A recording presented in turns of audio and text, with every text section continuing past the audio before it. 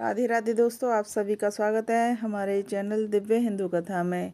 चलिए आज सुनते हैं माँ दुर्गा के 9 रूपों की दिव्य कथा। प्राचीन काल से ही देवी शक्ति को सृष्टि की आधारशिला माना गया है। जब जब संसार में अधर्म और अन्याय बढ़ा, तब तब माँ दुर्गा ने विभिन्न रूपों में अवतार लेकर धर्म की रक्षा की। इन्हीं दिव्य स्वरूपों को हम नवरात्रि के 9 दिनों में पूजते हैं। यह कथा उन्हीं 9 स्वरूपों की महिमा और उनकी जीवन यात्रा का वर्णन करती है। तो आइए जानते हैं पहले स्वरूप माँ शैलपुत्री की कथा। माँ दुर्गा का पहला रूप शैलपुत्री है, जो पर्वतराज हिमालय की पुत्री है। पूर्व जन्म में उनका नाम सती था और उनका विवाह भगवान शिव से हुआ था। एक बार सती के पिता राजा दक्ष ने एक विशाल यज्ञ का आयोजन किया, लेकिन उन्होंने शिव और सती को आमंत्रित नहीं किया। सती को यह बात पता चली तो वे बिना निमंत्रण के यज्ञ में पहुंच गईं। वहां उन्होंने अपने पति शिव का अपमान होते देखा। यह अपमान वे सहन न कर सकीं और यज्ञ अग्नि में कूदकर अपने प्राण त्याग दिए। जब भगवान शिव को यह समाचार मिला तो वे अत्यंत क्रोधित हुए और उन्होंने यज्ञ को नष्ट कर दिया। बाद में सती ने हिमालय के घर जन्म लिया और शैलपुत्री कहलाई। यह रूप स्थिरता, शक्ति और धैर्य का प्रतीक है। नंबर 2, ब्रह्मा ब्रह्मचारिणी की कथा। माँ का दूसरा रूप ब्रह्मचारिणी है। इस रूप में देवी ने कठोर तपस्या की है। जब वे हिमालय की पुत्री बनी तो उन्हें ज्ञात हुआ कि उनका पूर्व जन्म में शिव से संबंध था। उन्होंने शिव को पति रूप में पाने के लिए हजारों वर्षों तक कठोर तपस्या की। पहले भी केवल फल खाती रहीं, फिर पत्तों पर जीवन बिताया और अंत में बिना अन्न और जल के तप के रहने लगीं। उनकी इस कठोर साधना से प्रसन्न होकर भगवान शिव ने उन्हें पत्नी के रूप में स्वीकार किया। यह रूप तप, संयम और भक्ति का प्रतीक माना जाता है। माँ चंद्रघंटा की कथा। विवाह के बाद माँ दुर्गा ने चंद्रघंटा का रूप धारण किया।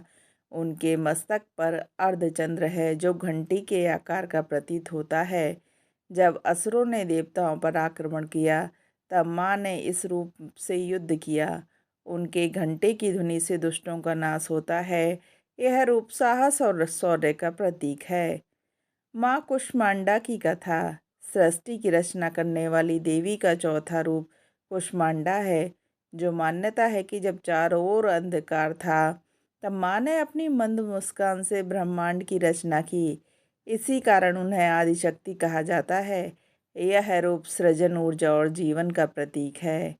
पांचवा रूप स्कंद माता का है, जो भगवान कार्तिकेय की माता है। जब देवताओं को तारकासुर से मुक्ति दिलाने के लिए कार्तिकेय का जन्म हुआ, तब माँ ने इस रूप में उनका पालन पोषण किया। वे अपने पुत्र को गोद में लेकर सिंह पर विराजमान रहती हैं। उनका यह रूप मातृत्व, प्रेम और करुणा का प्रतीक है। छठा रूप कात्यायनी है। जब महिषासुर नामक राक्षस ने देवताओं को पराजित कर दिया, तब सभी देवताओं की शक्तियों से एक दिव्य स्त्री उत्पन्न हुई। यह वही माँ कात्यायनी थी। उन्होंने महिषासुर का वध कर संसार को उनके अत्याचारों से मुक्त किया। यह रूप शक्ति, न्याय और धर्म की विजय का भी प्रतीक है। सातवां रूप कालरात्रि है, जो अत्यंत भयानक और शक्तिशाली है।